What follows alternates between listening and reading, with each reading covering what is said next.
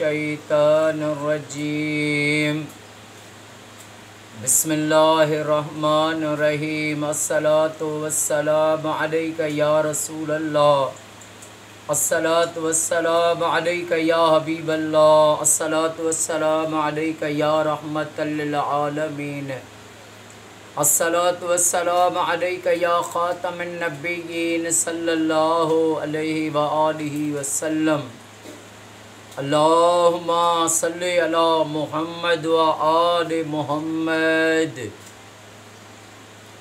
جو بھی میرا بھائی میری بہن میری اس ویڈیو کو دیکھے، اللہ پاک امام سجاد امام زین العابدین علیہ الصلاۃ والسلام کے صدقے اس کی تمام پریشانیاں دور فرمائے اور اس کی ساری فیملی کو سدا شاد و آباد فرمائے۔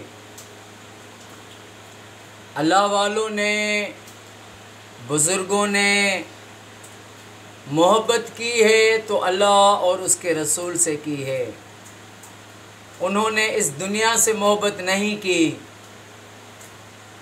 ان کو پتہ ہے یہ دنیا فانی ہے، یہ دنیا جھوٹ ہے، حقیقی زندگی تو اگلا جہان ہے۔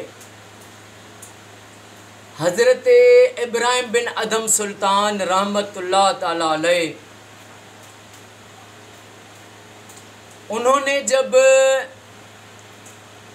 دنیا کی بادشاہی کو چھوڑ دیا،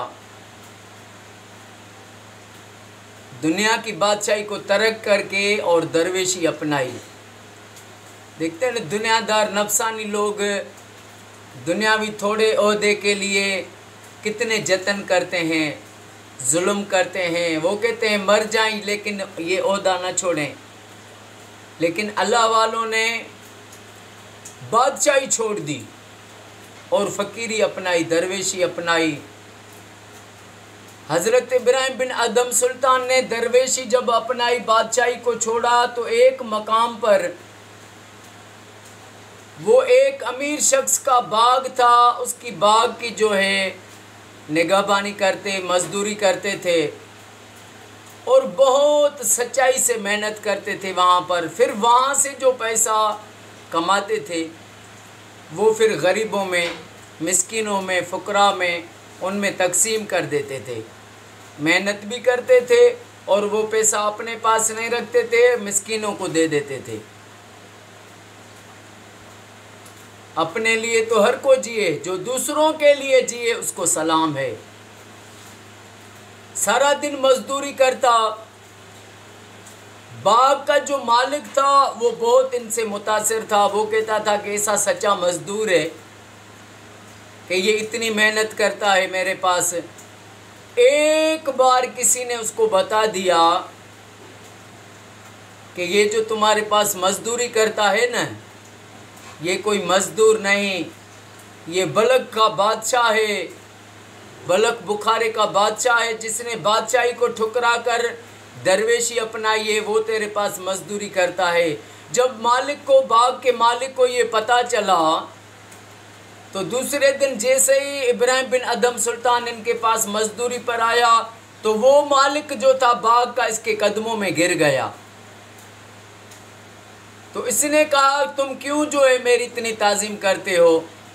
تو اس باغ والے نے کہا کہ مجھے پتہ چلا ہے کہ تم مزدور نہیں، تم بادشاہ ہو جو بادشاہی چھوڑ کر درویشی اپنائی ہے، اتنے بڑی ہستی ہو کر میرے پاس مزدوری کرتے ہو، اس لیے میں نے تمہاری عزت کی۔ تو ابراہیم بن ادھم سلطان جو تھے انہوں نے کہا آج اگر میرا راز کھل ہی گیا یہاں پر تو ابھی یہ میری عزت کرے گا، اس میں میرا نفس مغرور ہوگا۔ پھر انہوں نے وہاں سے چھوڑ کے چلے گئے، بادشاہ کو پھر پتہ ہی نہ چلا کہ کہاں پر چلا گیا۔ تو اللہ والوں کو نہ کسی کی تعریف کی ضرورت ہے، نہ وہ ریا سے پاک ہوتے ہیں۔ دنیا دار نفسانی لوگ ریا پرستی کرتے ہیں، ریا ایک شرک ہے۔ وہ کہتے ہیں بس ہماری واہ واہ ہو، ہمیں ہر کو بڑا نیک سمجھے، بڑا متقی پرہیزگار سمجھے، لیکن بزرگوں کے دل میں ایسی بات نہیں ہوتی۔ وہ کہتے ہیں مجھے تو سرخرو ہونا ہے آقا کی نگاہوں میں، زمانے کا ہے کیا ناصر، یہ بھلا جانے یا برا جانے۔ ان کو دنیاوی کسی سے مقصد نہیں رہتا، جس نے لوں لگائی یار سے۔ اور اللہ والوں کی زندگی، ان کا طرز عمل، ان کے جن کے لیے دیکھیں اتنا بڑا حکم ہے کہ ایمان والو اللہ سے ڈرو اور سچے لوگوں کی صحبت اپناؤ، تو یہ سچے لوگ ہیں، اللہ کے ولی۔ ان کی صحبت میں جو بیٹھے گا اس پر بھی جو ہے وہ بھی محروم نہیں ہوگا، اس پہ بھی رنگ چڑھ جائے گا۔ جس طرح نا ہے کہ اچھی صحبت ہے اس خوشبو والے کے مثال ہے، جس کے پاس تم جاؤ عطر لینے، نہیں بھی لو تو تمہیں پھر بھی خوشبو دے گا۔ اور بری صحبت ایسے ہے جیسے بٹھی والا، اگر تم جاؤ وہاں سے کچھ نہ بھی لو پھر بھی تمہیں وہ وہاں سے جو ہے تو دے گا، دھواں دے گا، تکلیف دے گا۔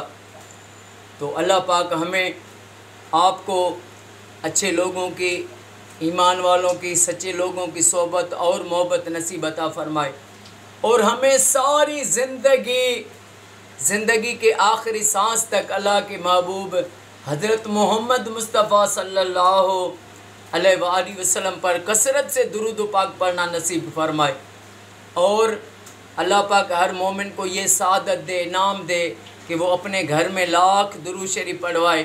اللہ پاک میرے آقا کی ساری امت کو فرقے واریت سے بچائے، میرے وطن کو اور وطن کی پاک فوج کو اپنے حفظ و امان عطا فرمائے۔